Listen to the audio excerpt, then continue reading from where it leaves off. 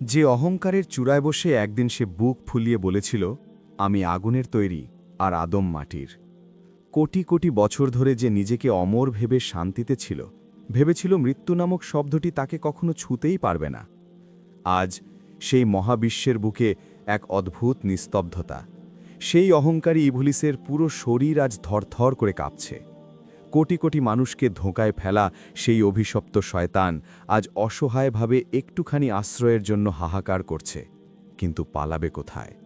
সৃষ্টিজগতের প্রতিটি ধূলিকণা আজ তার বিরুদ্ধে কথা বলছে, কারণ আজ মৃত্যুর ফেরেশতা আজরাইল আলাইহিসসালাম আল্লাহর নির্দেশে এমন এক অকল্পনীয় ভয়ঙ্কর রূপ ধারণ করে নেমে আসছেন, যা দেখলে জাহান্নামের আগুনও ভয়ে জমে বরফ হয়ে যেত। কি ঘটেছিল সেদিন? কেমন ছিল শয়তানের সেই শেষ মুহূর্ত, যখন সে মৃত্যুর মুখোমুখি দাঁড়িয়েছিল? চোখের পলক না ফেলে শুনতে থাকুন, কারণ এই কাহিনী আজ আপনার আত্মাকেও কাঁপিয়ে দেবে। মহাবিশ্বে আজ এক অদ্ভুত নিস্তব্ধতা। কোনো কোলাহল নেই, কোনো প্রাণের স্পন্দন নেই। ইসরাফিল আলাইহিসসালামের প্রথম শিঙায় ফুঁক দেওয়ার পর আসমান ও জমিনের সব কিছু ধ্বংস হয়ে গেছে। বিশাল এই পৃথিবী, আকাশগঙ্গা, গ্রহ নক্ষত্র সব কিছু আজ নীরব। পাহাড়গুলো তুলার মতো উড়ে গেছে, সাগরগুলো শুকিয়ে কাঠ হয়ে গেছে। মহান আল্লাহ রাব্বুল আলামিন ছাড়া আর কোনো কিছুই বেঁচে নেই। মহান আল্লাহ তখন মৃত্যুর ফেরেশতা আজরাইল আলাইহিসসালামকে জিজ্ঞেস করবেন, হে আজরাইল, আমার সৃষ্টিজগতে আর কে কে বেঁচে আছে? আজরাইল আলাইহিসসালাম অত্যন্ত বিনয়ের সাথে মাথা নত করে বলবেন, হে চিরঞ্জীব, হে চিরস্থায়ী, আপনি ছাড়া আর কেবল আপনার কয়েকজন ফেরেশতা জিবরাইল, মিকাইল, ইসরাফিল, আরশ বহনকারী ফেরেশতাগণ, আমি এবং সেই অভিশপ্ত ইবলিস বেঁচে আছে। এরপর আল্লাহর নির্দেশে একে একে সকল মহান ফেরেশতাদেরও মৃত্যু দেওয়া হবে।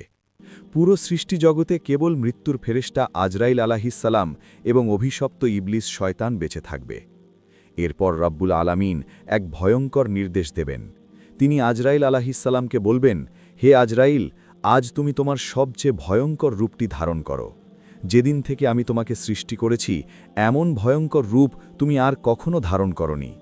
জাহান্নামের সবচেয়ে কঠিন শাস্তির ফেরেশতাদের সাথে নিয়ে তুমি আজ ইবলিসের কাছে যাও, তাকে এমন শাস্তির স্বাদ দাও যা আজ পর্যন্ত তুমি কাউকে দাওনি।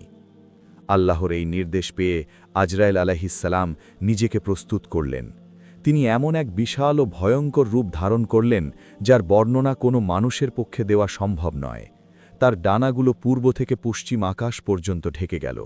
তার চোখগুলো যেন দাউ দাউ করা আগুলের শিখা বের হতে লাগল। তার প্রতিটি নিঃশ্বাসে যেন বজ্রপাতের শব্দ শুরু হতে লাগল। তার সাথে যুক্ত হল জাহান্নামের আজাবের ফেরেশতারা, যাদের হাতে থাকবে আগুনের শিকল এবং কাঁটাযুক্ত ভয়ঙ্কর সব অস্ত্র। আজরাইল আলাইহিসসালামের এই রূপ এতটাই ভয়ঙ্কর ছিল যে যদি পৃথিবীর কোনো মানুষ তা দেখত, তবে সেই দৃশ্য দেখার সাথেই ভয়ে তার কলিজা ফেটে মৃত্যু হতো। অন্যদিকে অভিশপ্ত ইবলিস পৃথিবীর বুকে একা দাঁড়িয়ে আছে। চারদিকের এই ভয়ঙ্কর নীরবতা দেখে তার ভেতরে প্রথমবারের মতো এক অজানা ভয় জন্ম নিতে শুরু করেছে। সে বুঝতে পারছে তার চাওয়া সেই দীর্ঘ সময়ের মেয়াদ আজ শেষ হয়ে গেছে। আল্লাহর ওয়াদা আজ পূরণ হতে চলেছে। তার অহংকার, তার চালাকি, সব কিছু আজ মূল্যহীন। হঠাৎ মহাকাশ থেকে এক প্রচণ্ড গর্জনের শব্দ ভেসে এলো। মনে হলো যেন পুরো আকাশটাই ভেঙে পড়ছে। ইবলিস উপরের দিকে তাকালো, আর তাকিয়েই তার রক্ত হিম হয়ে গেল। সে দেখল আকাশ জোড়া এক বিশাল কালো ছায়া তীব্র বেগে পৃথিবীর দিকে ধেয়ে আসছে। আজরাইল আলাইহিসসালামের সেই ভয়ঙ্কর রূপ দেখে ইবলিসের চোখ যেন ভয়ে বের হয়ে আসার অবস্থা হল। ভয়ে, আতঙ্কে সে দিশাহারা হয়ে পাগলের মতো ছুটতে শুরু করল। সে পূর্ব দিকে দৌড়ায়, কিন্তু সেখানেও দেখে মৃত্যুর ফেরেশতা। সে পশ্চিম দিকে পালায়, কিন্তু সেখানেও সেই একই ভয়ঙ্কর রূপ তাকে তাড়া করছে। সে সমুদ্রের তলদেশে লুকানোর চেষ্টা করল, কিন্তু সমুদ্র তো আগেই শুকিয়ে গেছে। সে পাহাড়ের গুহায় আশ্রয় নিতে চাইল, কিন্তু পাহাড়গুলো তো আগেই ধুলোয় মিশে গেছে। কোথায় পালাবে ইবলিস? আজ যে তার কোনো আশ্রয় নেই। আজরাইল আলাইহিসসালাম গর্জন করে উঠিলেন, হে অভিশপ্ত, হে আল্লাহর নাফরমান, কোথায় পালাবি আজ? আজ তোর পালানোর কোনো পথ নেই। তোর গুনাহের, তোর অহংকারের শেষ পরিণতি আজ তোকে ভোগ করতেই হবে। ইবলিস বুঝতে পারল, মৃত্যু আজ তার ঘাড়ে নিঃশ্বাস ফেলছে। সে প্রচণ্ড জোরে এক আর্তনাদ করে উঠল, শূন্য পৃথিবীতে ইবলিশের সেই ভয়ঙ্কর চিৎকার গুম গুম করে বাজতে লাগল। যে শয়তান একদিন তার অহংকারে অন্ধ হয়ে বলেছিল, আমি সবার চেয়ে শ্রেষ্ঠ, আজ সে ধুলোয় লুটিয়ে পড়ে থর থর করে কাঁপছে। তার সারা শরীরে এক অজানা ভয় আর তীব্র জ্বালা। সে বুঝতে পারছে, আজ তার চালাকি, তার ধোঁকা কোনো কিছুই আর কাজে আসবে না। আজরাইল আলাইহিসসালামের বিশাল ছায়া তখন ইবলিশের ওপর এসে পড়েছে। আজরাইল আলাইহিসসালাম এবং তার সাথে থাকা জাহান্নামের শাস্তির ফেরেশতারা ধীরে ধীরে ইবলিশকে চারদিক থেকে ঘিরে ফেলল। ফেরেশতাদের হাতে দাউ দাউ করে জ্বলতে থাকা আগুনের শিকল। সেই শিকলের তাপ এত বেশি যে তা যদি এই পৃথিবীর কোনো পাহাড়ের ওপর রাখা হতো, তবে পুরো পাহাড় গলে ছাই হয়ে যেত। ইবলিশ শেষবারের মতো বাঁচার চেষ্টা করল। সে তার সমস্ত শক্তি দিয়ে আকাশের দিকে উড়ে পালানোর চেষ্টা করল, কিন্তু আজ তো আসমানের সমস্ত দরজা বন্ধ। সে যখনই ওপরে ওঠার চেষ্টা করল, শাস্তির ফেরেশতারা তাদের হাতের সেই আগুনের শিকল দিয়ে ইবলিশকে পেঁচিয়ে ধরল। কোথায় যাবি তুই?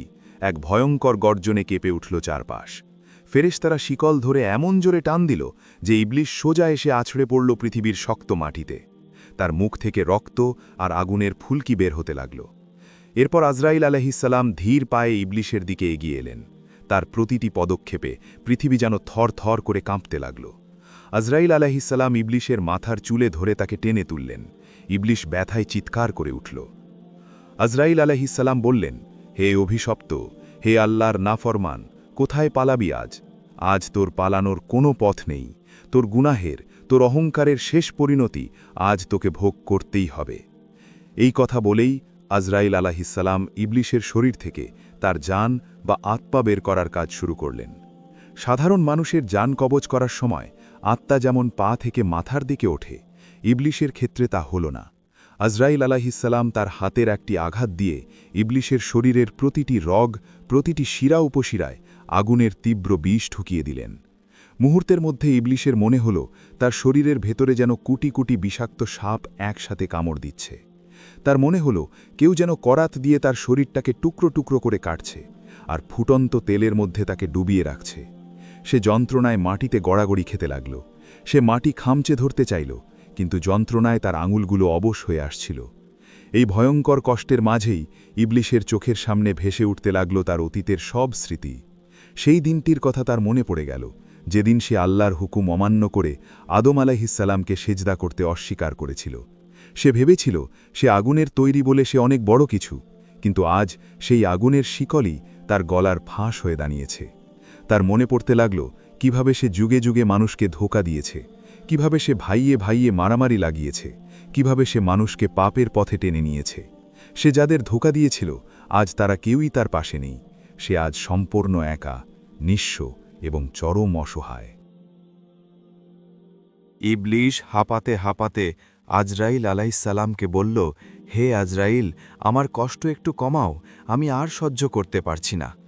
কিন্তু আজরাইল আলাইহিসসালামের চোখে আজ কোনো মায়া নেই। তিনি আরও শক্ত করে ইবলিশের আত্মা ধরে টান দিলেন। ইবলিশের শরীর থেকে এমন বিকট দুর্গন্ধ বের হতে লাগল যা সহ্য করার মতো নয়। তার আত্মা যেন শরীর থেকে বের হতে চাইছে না, আর ফেরেশতারা তাকে আগুনের চাবুক দিয়ে পেটাতে শুরু করল। প্রতিটি চাবুকের আঘাতে ইবলিশের শরীর ঝলসে যেতে লাগল। সে বারবার মরতে চাইল, কিন্তু তার মৃত্যু সহজে হচ্ছিল না, কারণ আল্লাহ চেয়েছেন সে যেন তার পাপের প্রতিটি মুহূর্তের কষ্ট কড়ায় গণ্ডায় বুঝিয়ে পায়।